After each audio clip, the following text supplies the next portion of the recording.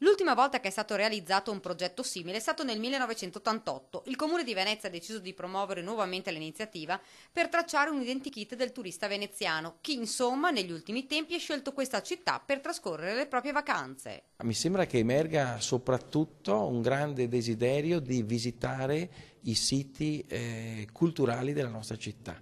Eravamo già consci che Venezia è un grande attrattore di turismo culturale e questo ci è stato ulteriormente confermato da questo studio. Il turista mordi e fuggi, che a volte non viene considerato, spiega l'assessore, è invece un grande fruitore e utilizzatore dell'offerta culturale e turistica che Venezia può offrire.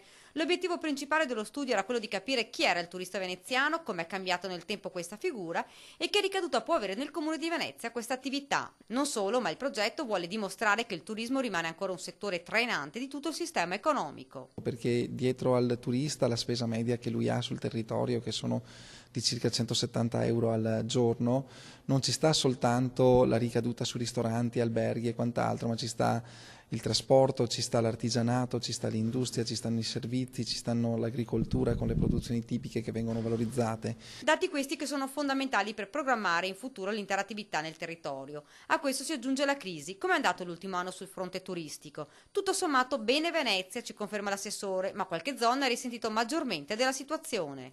Certo, ci sono delle aree della città che hanno vissuto più difficoltà, in particolare l'isola del Lido, un po' anche la terraferma, che è riuscita forse a riempire le camere lavorando su prezzi molto bassi. Il centro storico ha tenuto bene, qualificando la propria offerta in termini di servizi.